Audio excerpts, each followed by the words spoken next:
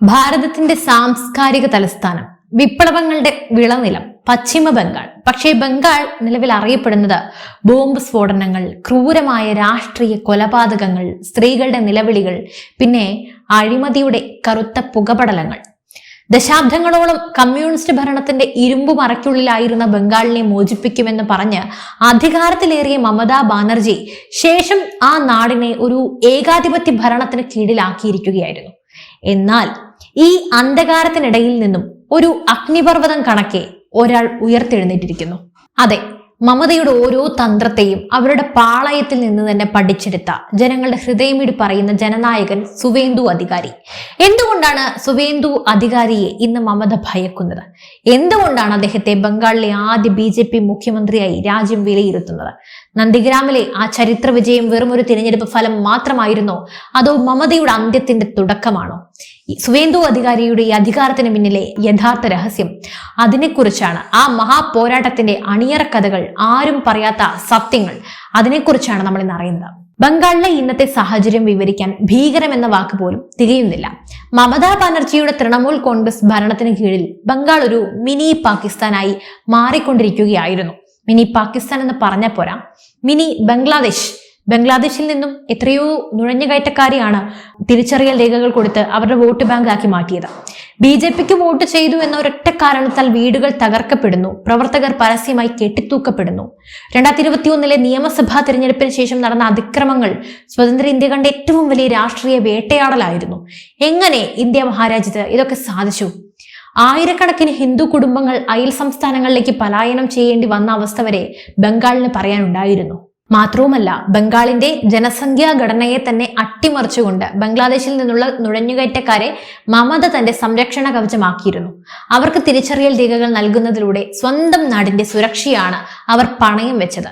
സന്ദേശ് ഗാലിയിൽ നമ്മൾ കണ്ടത് ഇതിന്റെ ഏറ്റവും വലിയ ഉദാഹരണമാണ്. ഷാജഹാൻ ഷെയ്ഖിനെ പോലെയുള്ള കുറ്റവാളികളെ സംരക്ഷിക്കാൻ വേണ്ടി ഒരു മുഖ്യമന്ത്രി തന്നെ രംഗത്തിറങ്ങുന്ന കാഴ്ച ലോകം തന്നെ കണ്ടു. അപ്പോൾ ഇനി നമ്മളുടെ ചോദ്യം വരുന്നത്, ഇനി ബംഗാളിന്റെ രക്ഷകൻ ആകാൻ പോകുന്ന സുവേന്ദു അധികാരിയെ കുറിച്ചാണ്. ആരാണ് അദ്ദേഹം? അദ്ദേഹം വെറും ഒരു രാഷ്ട്രീയക്കാരനല്ല, മറിച്ച് ജനങ്ങൾക്കിടയിൽ ജീവിക്കുന്ന നേതാവാണ്. മിഡ്നാപൂർ എന്ന വിപ്ലവ മണ്ണിലെ അധികാരി കുടുംബം തലമുറകളായി രാഷ്ട്രീയത്തിലുണ്ട്. അദ്ദേഹത്തിന്റെ പിതാവ് ശിശിർ അധികാരിയും സഹോദരന്മാരും ബംഗാൾ രാഷ്ട്രീയത്തിൽ നിർണായക സ്വാധീനമുള്ളവരാണ്. 2007 CPIM സർക്കാരിന്റെ ഭൂമി ഏറ്റെടുക്കലിനെതിരെ നന്ദിഗ്രാമിൽ നടന്ന ഐതിഹാസിക പ്രക്ഷോഭത്തിന്റെ യഥാർത്ഥ ശില്പി സുവേന്ദു ആയിരുന്നു. അന്ന് പോലീസിന്റെ വെടിയുണ്ടകളെ വകവയ്ക്കാതെ ജനങ്ങൾക്ക് മുന്നിൽ അദ്ദേഹം നിവർന്നു നിന്നു. മമതാ ബാനർജിയെ അധികാരത്തിലേറ്റാൻ സുവേന്ദു ചൊരിഞ്ഞ വിയർപ്പ് ചെറുതൊന്നുമല്ല. എന്നാൽ അധികാരം കിട്ടിയപ്പോ മമത കാണിച്ച ക്രൂരത എന്തായിരുന്നു? മമതാ ബാനർജി എന്ന നേതാവ് ഒരു ഏകാധിപതിയായി മാറുന്നതാണ് പിന്നീട് കണ്ടത്. തൃണമൂൽ കോൺഗ്രസ് എന്ത് ഇപ്പോൾ മമതയുടെയും അവരുടെ മരുമകൻ അഭിഷേക് ബാനർജിയുടെയും ഒരു പ്രൈവറ്റ് ലിമിറ്റഡ് കമ്പനി മാത്രമാണ്. പാർട്ടിക്ക് വേണ്ടി കഷ്ടപ്പെട്ട സുവേന്ദുവിനെ പോലെയുള്ള മുതിർന്ന നേതാക്കളെ തഴഞ്ഞുകൊണ്ട് സ്വന്തം കുടുംബത്തെ വളർത്താനാണ് മമത ശ്രമിച്ചത്. അഴിമതിയുടെ കുത്തരങ്ങായി സർക്കാർ മാറി. റേഷൻ തട്ടിപ്പ്, ടീച്ചേഴ്സ് റിക്രൂട്ട്മെന്റ് അഴിമതി, ഇങ്ങനെ പോകുന്നു മമതയുടെ ഭരണ നേട്ടങ്ങൾ. ലക്ഷക്കണക്കിന് ഉദ്യോഗാർത്ഥികൾ തെരുവിൽ കരയുമ്പോൾ മമതയുടെ മന്ത്രിമാരുടെ വീടുകളിൽ നിന്നും കോടിക്കണക്കിന് രൂപയാണ് ഇടി പിടിച്ചെടുത്തത്. ആ രംഗം ഒരു ഇന്ത്യക്കാരനും ഒരു ബംഗാളിലെ സാധാരണക്കാരനും മറക്കാനാകില്ല. ഈ അനീതിക്കെതിരെ പ്രതികരിച്ചപ്പോഴാണ് സുവേന്ദുവിനെ മമത ശത്രുവായി പ്രഖ്യാപിച്ചത്.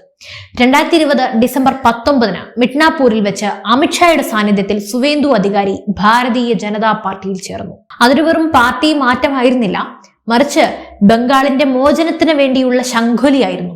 ഞാൻ വഞ്ചകനല്ല, ഞാൻ ജനങ്ങളുടെ സേവകനാണ്. ബംഗാളിനെ ഈ കൊള്ളക്കാരിൽ നിന്നും രക്ഷിക്കുക, അത് മാത്രമാണ് എന്റെ ലക്ഷ്യം. അദ്ദേഹം പ്രഖ്യാപിച്ചതാണിത്. BJPയിൽ എത്തിയതോടെ സുവേന്ദുവിന് ലഭിച്ചത് വലിയൊരു ദൗത്യമായിരുന്നു, മമതയെ നേരിടുക എന്നത്. 2021 തിരഞ്ഞെടുപ്പിൽ ഇന്ത്യ കണ്ട ഏറ്റവും വലിയ രാഷ്ട്രീയ പോരാട്ടം നന്ദിഗ്രാമിലായിരുന്നു. മുഖ്യമന്ത്രി മമതാ ബാനർജി തന്റെ സിറ്റിംഗ് സീറ്റായ ഭവാനിപൂർ വിട്ട് സുവേന്ദുവിനെ നേരിടാനായി നന്ദിഗ്രാമിലെത്തി. ഇത് സുവേന്ദുവിന്റെ വലിയൊരു തന്ത്രപരമായ വിജയമായിരുന്നു. മുഖ്യമന്ത്രിയെ തന്റെ മണ്ഡലത്തിലേക്ക് വലിച്ചിഴയ്ക്കാൻ അദ്ദേഹത്തിന് കഴിഞ്ഞു. തിരഞ്ഞെടുപ്പ് പ്രചാരണത്തിനിടയിൽ തനിക്ക് പരിക്ക് പറ്റി എന്ന് പറഞ്ഞ് മമത നടത്തിയ നാടകങ്ങൾ നമ്മൾ കണ്ടതാണ്. ചക്രക്കസേരയിൽ ഇരുന്നു കൊണ്ട് അവർ ജനവികാരം ഇളക്കിവിടാനായി നോക്കി. എന്നാൽ സുവേന്ദു വോട്ടർമാരോട് പറഞ്ഞത് ലളിതമായിരുന്നു. ഇത് നന്ദിഗ്രാമിന്റെ മകനും പുറത്തുനിന്ന് വന്നവരും തമ്മിലുള്ള പോരാട്ടമാണ്. ഒടുവിൽ ഫലം വന്നപ്പോ മമതയുടെ അഹങ്കാരം തകർന്ന് തരിപ്പണമായി. സുവേന്ദു അധികാരി 1956 വോട്ടുകൾക്ക് മമതയെ പരാജയപ്പെടുത്തി. ഒരു മുഖ്യമന്ത്രി പരാജയപ്പെടുന്നതിലൂടെ ബംഗാൾ ജനത നൽകിയ സന്ദേശം വ്യക്തമായിരുന്നു. അവർക്ക് മാറ്റം വേണം. നിയമസഭയിൽ പ്രതിപക്ഷ നേതാവായ സുവേന്ദു അധികാരി ഇന്ന് മമതയുടെ പേടി സ്വപ്നമാണ്. സഭയ്ക്കകത്തും പുറത്തും അദ്ദേഹം സർക്കാരിനെ വിയർപ്പിക്കുന്നു, അഴിമതി പുറത്തു കൊണ്ടുവരുന്നു. പാർത്ഥ ചാറ്റർജി, അനുബ്രത മൊണ്ടാൽ തുടങ്ങിയവരുടെ അഴിമതികൾ ലോകത്തിന് മുന്നിൽ തുറന്നു കാട്ടിയത് സുവേന്ദുവിന്റെ ഇടപെടലുകളായിരുന്നു. ദുർഗാപൂജ തടയുന്ന രാമനവമി ഘോഷയാത്രയ്ക്ക് നേരെ കല്ലെറിയുന്ന തൃണമൂൽ ഗുണ്ടകൾക്കെതിരെ അദ്ദേഹം ശക്തമായ പ്രതിരോധം തീർക്കുന്നു. ബംഗാളിലെ ഹിന്ദു സംസ്കാരത്തെ സംരക്ഷിക്കാനുള്ള ഏക വഴി BJP ആണെന്ന് അദ്ദേഹം തെളിയിച്ചു. ചുരുങ്ങിയ കാലം കൊണ്ട്, വെറും 5 വർഷം മാത്രമാണ് അദ്ദേഹം BJPയിലേക്ക് ചേർന്നിട്ട്. ആ 5 വർഷ കാലയളവിൽ അദ്ദേഹത്തിന്റെ ശക്തി തെളിയിച്ചു കഴിഞ്ഞു. അതുപോലെ സന്ദേശ് ഗാലിയിലേക്ക് വന്നാൽ അവിടെ സ്ത്രീകൾ ക്രൂരമായി പീഡിപ്പിക്കപ്പെട്ടപ്പോൾ നിരോധനാജ്ഞ മറികടന്ന ആ പാവങ്ങൾക്കായി ഓടിയെത്തിയത് സുവേന്ദുവാണ്.